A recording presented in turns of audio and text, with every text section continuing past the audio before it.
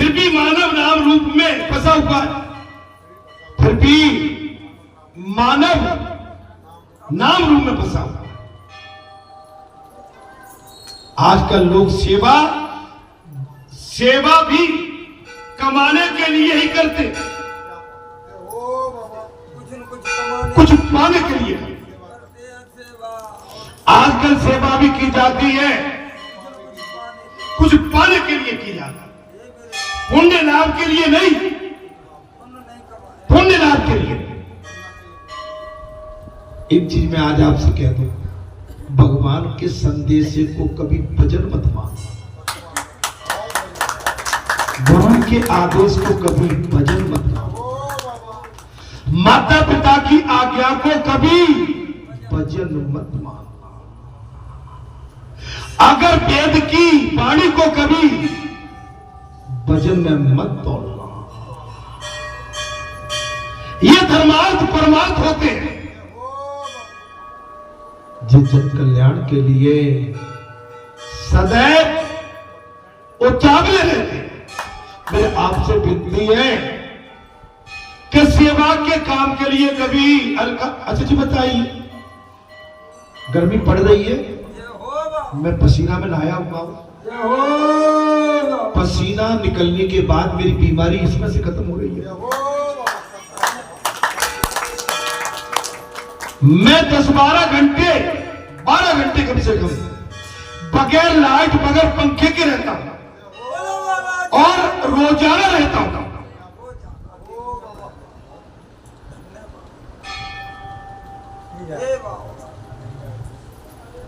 आप ये जितनी सुख सुविधाएं समेटेंगे ये आपकी बीमारी के कारण बने।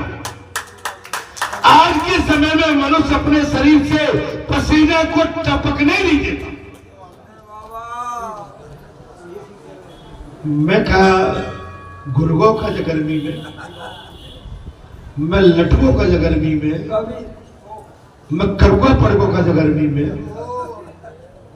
अरे रोज आ रहा हूं, मिल जाए लाइट तो ठीक है, नहीं बैठे ऐसे में 2 बज जाए 1:30 बज जाए, उसके बाद निकलता हूं, पहुंच के नहाता हूं, 3 बजे जाके भोजन पानी करता हूं। क्या बजे दैया दादी?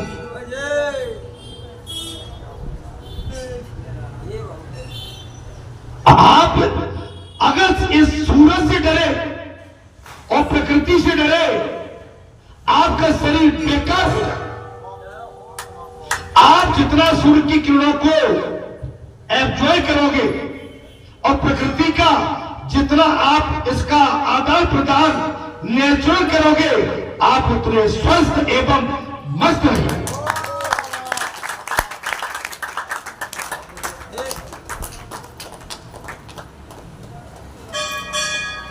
और एक बार पसीना नहीं, घर पे भी रहता हूं तो 2-3 बार पसीना। आपने अगर इस गर्मी का पसीना रोक दिया, आपके शरीर में विकार चले जाएगा। ये नेचुरलिटी है, ये प्रकृति का स्वरूप है। प्रकृति के स्वरूप के विपरीत यदि हम जाएंगे तो बीमारी के शिकार ही हो जाएंगे। हे संतों, हे महात्माओं, आजकल लोग सेवा भी तो कम करते हैं, जी चुराते हैं, पुण्य लाभ के लिए नहीं करते। मंदिर में कोई वस्तु देता है तो उसे उस पर भी पहले अपना नाम लिखा देता है।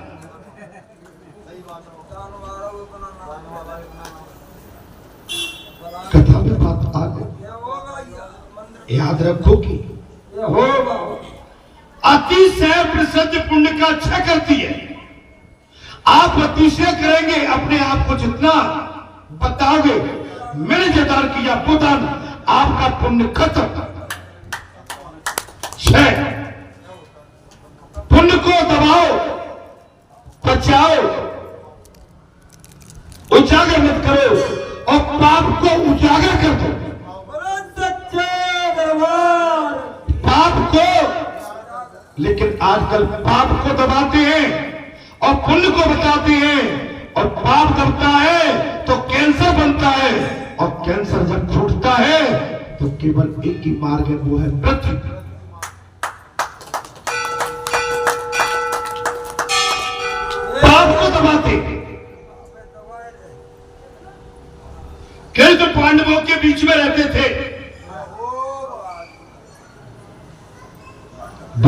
श्री कृष्ण भगवान सुखदेव ने कहा, जहां ऋषिवर नारद ने अपनी कथा का प्रसंग रखा है,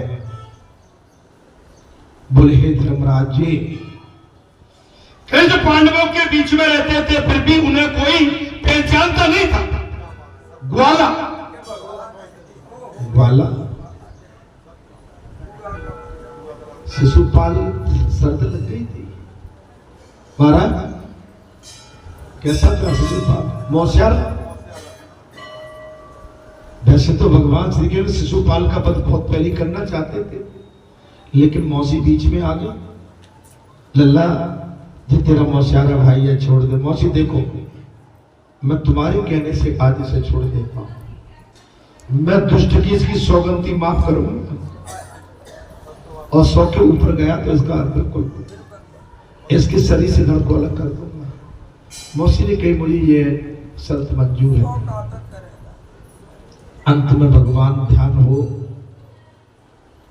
हस्तिनापुर पहुंची है, शांति का प्रस्ताव लेके शांति दूत बन के गए। महाराज जी शांति दूत, वहां पर बहुत सी बातें आई हैं, ये कई चीजें आती हैं, और उसी बीच में इससे भी दुष्ट से मुलाकात हो गई है। ये भी कहने लगा तुम का चोर है, और कहो। बोले देख सावधान रहना भैया, अगर तू 100 के ऊपर गया तो तेरा मैं काम तमाम कर दूं, बंद कर दूं। बोले सुन, तू माखन चोर है 98। महाराज ठीक है, मैंने मान लिया। महाराज बोले तू ग्वाला है, ठीक है। महाराज ये भी 99 हो गई, और 100 में क्या कहा है मालूम है? क्या कहा हमारे बताओ जरा। 100 में तो साफ कह दिया, तू गोपियों के साथ रह के उनके चीरहरण करता है। बस भैया खान। वही सुदर्शन चक्र को ले लिया भगवान ने, आह्वान किया है, और सुदर्शन चक्र आता है, और शिशुपाल खड़ा हुआ है, और वहीं पर आदेश देते हैं सुदर्शन चक्र को, और शिशुपाल का सर से मारे थोड़े से सर अलग कर। भगवान छोड़ते नहीं है, अधर्मी को भगवान कभी माफ नहीं करता।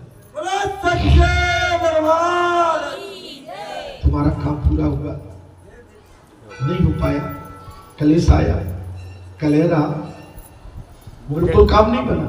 जो कह रहे थे, जो परिवार के चाचा ताऊ थे ना, हमारे घर के नहीं परिवार के, कि कहाँ जाता है पता नहीं, वहाँ से मंत्र कौन सा ले आता है, और देवते यहाँ रुष्ट हो जाते हैं, विघ्न फैल जाता है। चलिए कोई बात नहीं, जाके रही भावना जैसी, और प्रभु मूर्त देखी फिर तैसी। विघ्न तो इसलिए फैलेगा कि जो हनुमान जी पर प्रश्नवाचक लगाएगा। क्या लगाएगा? तो उसके घर में विघ्न तो आना ही आना। हनुमान जी परम शक्ति है, बाबा हमारे घर में दया कर दो। हनुमान जी परम शक्ति है, जे विघ्न हरता है, जे विघ्नों को काटने वाले, ये दुखों को काटने वाले हैं। महाराज कृष्ण पांडवों के बीच में रहते थे, अब सुन लो तो कथा, फिर भी उन्हें पहचान नहीं पाते थे। वो कैसे जा सकते हैं? युधिष्ठिर के राजयूष यज्ञ के भोजन समारोह में झूठी पात्रें उठा रहे,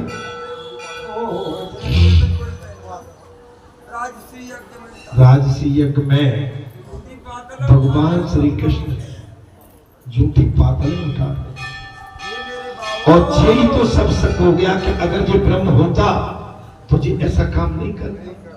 महाराज ब्रह्म होता ऐसा काम, और जय ब्रह्मा जी को हो गया, ये ब्रह्म होता तो ग्वालों का जूठा मीठा नहीं खाता। लेकिन लीलाधारी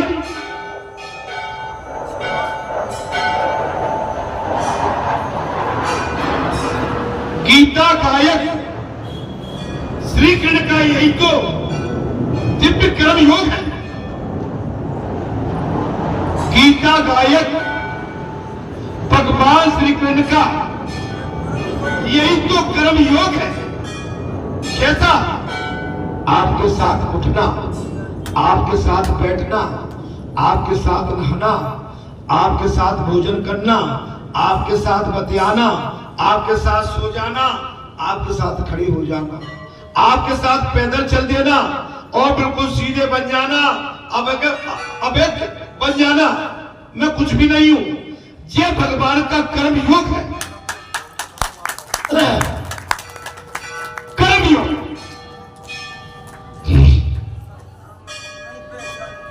आजकल आदमी किसको देते हैं? बोले महाराज जी बैठे हैं, 2 गनमैन बाहर खड़े हैं, महाराज जी से मिलना है। नहीं नहीं, अभी महाराज जी योग में है। अच्छा, अभी महाराज जी के पास कोई और बैठे, बहुत बड़े वीआईपी बैठे, हमारी मुलाकात हो जाएगी क्या? रुको रुको, वहां ऐसा माहौल कर दिया जाता है, रुको रुको, अभी महाराज जी, अभी महाराज जी। अरे भैया, बाप बड़े महाराज से बड़ो महाराज को आ जाता।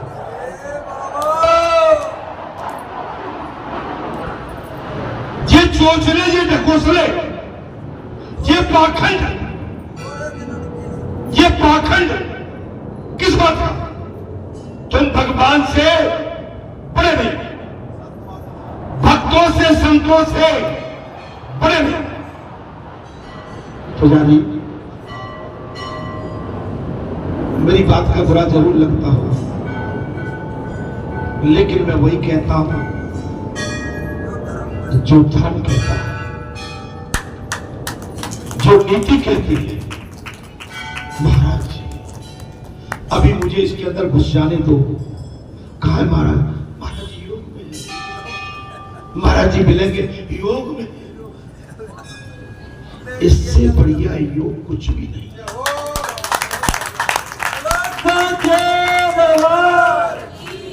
खुले मंच में जिनकी जैसी भावना है वैसे मिल लो। ये दिखावा, ये पाखंड, ये चोचले भगवान भी पसंद नहीं करते। अरे इंसान तो किस खेत की मूली है? भगवान से बढ़ के मेरी डायरी में सब बड़े ही हैं, लेकिन पाखंडी बड़े नहीं हो सकते।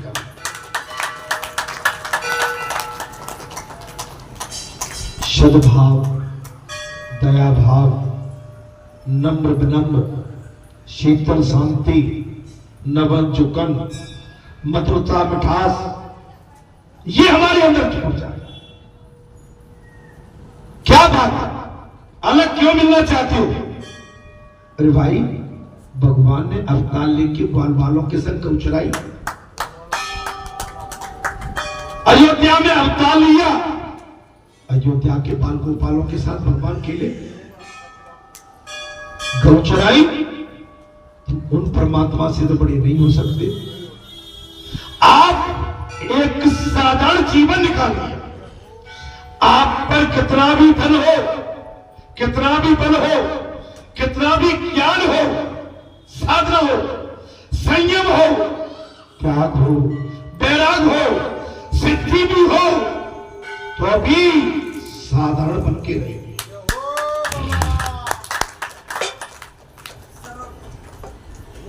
सिद्धि भी हो तो भी सर। अब आजकल तो भाई एक दिन कहो तो बाद में देवता जो कहे तो मैं तो आज, अरे भैया मालूम है, देवता बड़े होते, देवी बड़ी होती है, लेकिन देवी देवता को हमेशा पूजो, उस पर हमेशा नारियल चढ़ाओ, उस पर पुष्प फल चढ़ाइए, दिया बत्ती करिए, नम्र विनय भाव रखिए। अपने लिए, निजी स्वार्थ के लिए कभी भी किसी मानव से कुछ मांगिए मत। देवता तो केवल ज्योति के भूखे रहते हैं, भाव के भूखे, एक पानी का लोटा जल के भूखे। उनको कपड़े लत्ते नहीं चाहिए। और मूर्ति के अंदर जो हमारे भगवान के भगत हैं, लाके चढ़ाई जाती है।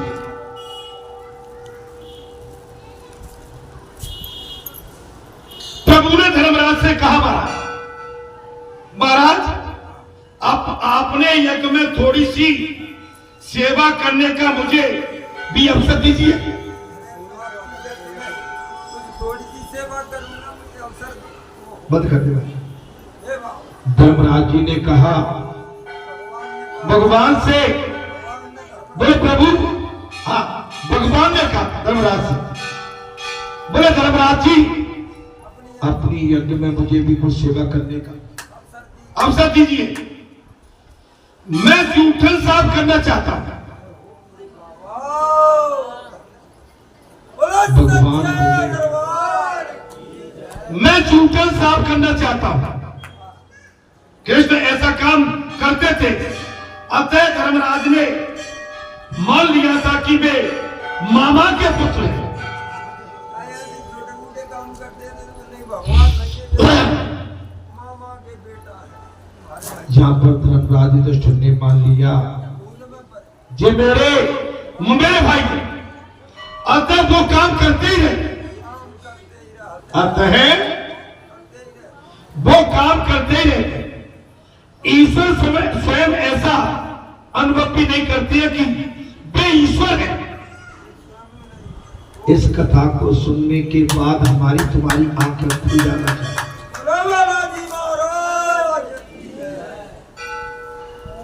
आज आंखें नहीं खुली।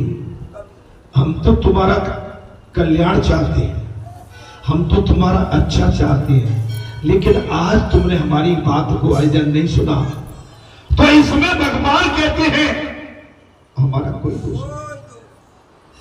ईश्वर स्वयं ऐसा अनुभव नहीं करते कि ईश्वर है। यदि ईश्वर ऐसा करे तो उनका ईश्वर तत्व नष्ट हो जाएगा।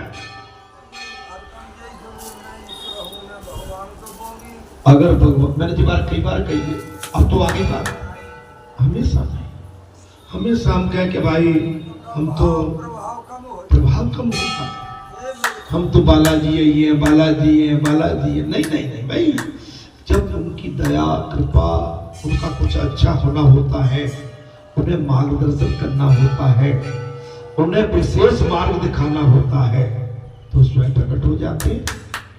हम जबरदस्ती दाल भात में अपना पैर क्यों डालना?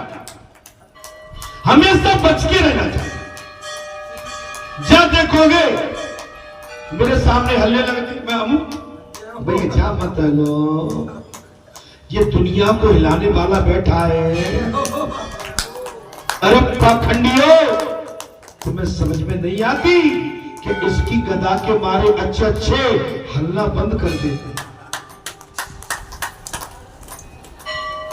तुम हलवी किसके सामने रहे हो? ये उनकी पीठ है।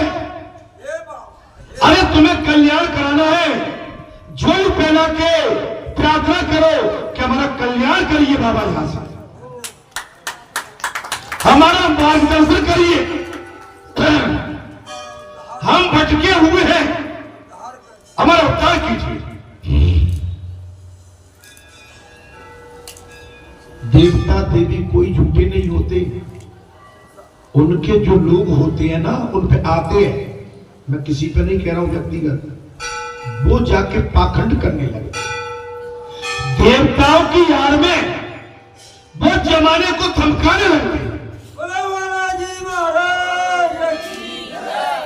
अब माता बहन बेटी में तो कितनी होती है, और हम ऐसा कहो क्या गया ऐसा, ठीक है ठीक है।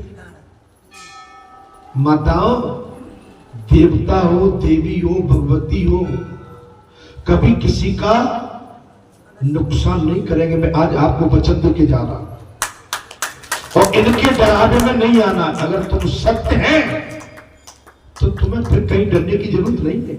तुम डेली आते हो, यहाँ की परिक्रमा करते हो, जहाँ सभी को वंदन करते हो, फूल दान करते हो, पुष्प दान करते हो, तुम पे जैसा बनता है जलदान करते हो, फिर कैसे डरना? अब बालाजी कहे मो को कपड़ा लाओ, तो तुम्हारे का थान कहां से ले आया?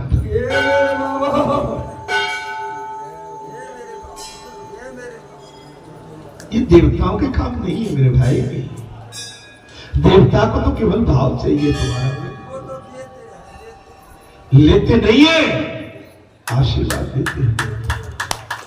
हाँ, वो सामने वाले की इच्छा क्या है अपने आप वो दान कर जाता है, वो उसका काम है।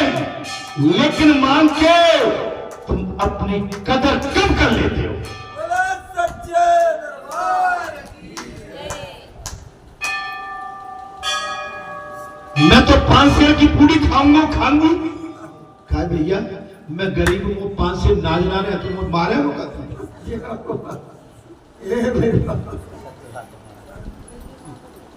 मैं तो एक केला दे रहा हूं, तो ले लो तो ले लो। बोलो महाराज जी वाह, मैं कोई गलत तो नहीं कह रहा हूं। सही कह रहा हूं। ये कहीं लिखा है किसी में?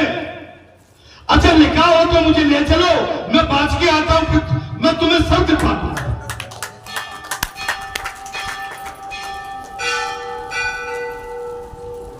भगवान भाव के भूखे है महाराज। मैं बड़ी देखो भैया, मैं तो सीधी सीधी कहने वाला हूं भाई। साची साची बात हो रही हाँ। है। ये कहीं भी लिखा है। दुनिया में कहती है सवामनी, मैं तो यहां सवामनी शब्द नहीं बोला कभी आज तक। मैं क्यों बोलूं? तुम्हारे अंदर सवामनी, आदि मनी, आदि मनी और नहीं हो तो कोनी मनी। बोलो महाराज जी महाराज, तुम खुश रहो, तुम्हारे लिए मैं धर्म की कमाई भी करूंगा। ए मेरे बाबा, तुम्हारे लिए मैं राम का भजन और ज्यादा भजूंगा। उस राम के भजन से तुम्हारा कल्याण होता है।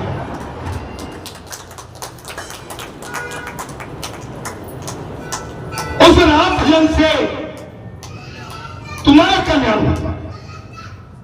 भले ही मेरे पास कुछ बच्चे या ना बच्चे, ए बाबा, मैं सारा भजन तुम्हारे कल्याण के लिए लगाऊंगा।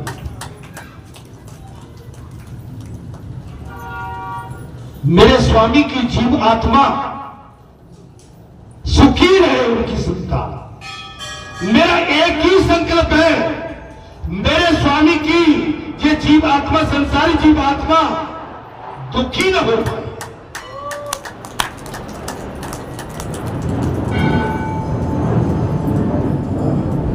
क्योंकि जाते समय मेरे स्वामी ने मुझसे वचन लिया था। मैं अपने स्वामी के उसी वचनबद्धता के लिए, मैं आपकी सेवा के लिए निस्वार्थ 24 घंटे खड़ा रहता हूं। बोलो महाराज जी सरकार की जय। ए बाबा, और जो निस्वार्थ सेवा करते हैं बड़ा आनंद आता है। बढ़िया रात्रि का टाइम आता है, 2, 3, 4 घंटे की नींद खिंच के आ जाती है, सारी थकान मिट जाती है। वैसे तो हनुमान तई पर साकर, अरे पुरपुर कीन प्रणाम और राम काज कीने विनाशो बोले कहां बसा। राम के काज के बगैर बाबा हनुमंत को समय है ही नहीं। हे संतो, हे महात्माओं, धर्मराज इस बात को भूल गए कि वे स्वयं श्री कृष्ण ही उनके साथ बात कर रहे। हाँ, वो तो मामा का बच्चा था। धर्मराज केवल उस समय अपने मामा का बच्चा बेटा जान के भगवान श्री कृष्ण से बता रहे हैं, लेकिन ये भी भूल गए ये साक्षात भगवान। ये साक्षात भगवान है। अतः वे कहते हैं कि भगवान के दर्शन अभी तक नहीं हुए। जाके बड़ा दुख होता। ओ मेरे बाबा, 25 साल से कथा हनुमान जी की, और 28 साल से 30 साल में विस्तार, और पग पग में हनुमान जी तुम्हारे साथ। और उसके बाद कहो कि हनुमान जी के दर्शन नहीं हो गए। हमें भगवान नहीं मिल रहे। ए बाबा जाती रही भावना जैसी, प्रभु मूर्ति देखी तीर्थ ऐसे। नारद जी धर्मराज जी से कहते हैं, वे बड़े बड़े मुनि व्यापक महाराज घर आए हैं, उन्हें दक्षिणा का लोभ नहीं है। दक्षिणा के लोग से ना आएंगे, बड़े बड़े मुनि तुम्हारी जग ऋषि नारद जी ने साफ कह दिया, धर्मराज जी आपके इस महायज्ञ में बड़े बड़े श्रेष्ठ ऋषि मुनि आए, वो दक्षिणा के लोभ से नहीं, ये दुर्वासा और जमदग्नि निष्बहल धर्मराज के यहां विशाल जन समुदाय एकत्र हुआ है, अतः दुर्वासा और असंख्या श्री की कहीं कुछ भी अधवांचल न हो जाए, और ऐसी आशंका के कारण वे भोजन तक नहीं करते। आए आपके जब भोजन करने नहीं आए, आपका संदेश मिला है इसलिए आए। इनका एक ध्यान न करना, इनकी कहीं अवहेलना न हो जाए, कोई चूक न हो जाए इनकी सेवा में। आपने नोटा दिया, आप पर कई राम कथा के कार्ड आते हैं। राम कथा का कार्ड देना अच्छी बात है, लेकिन जिसको आप बुलाना चाहते हो उसके प्रति आपका भाव क्या है? बात ये उसके साथ आपकी व्यवहारिक भावना कैसे है? द्वारकाधीश दुर्वासा ब्रह्म विद्या गुरु मानते हैं। कथा बहुत ही रोचक है। हे संतो, हे महात्माओं, द्वारकाधीश दुर्वासा को ब्रह्म विद्या गुरु मानते हैं। द्वारकाधीश किसको? दुर्वासा ऋषि को ब्रह्म विद्या गुरु मानते हैं। एक दिवस रुक्मिणी ने कहा कि हे नाथ, दुर्वासा आपके गुरु हैं।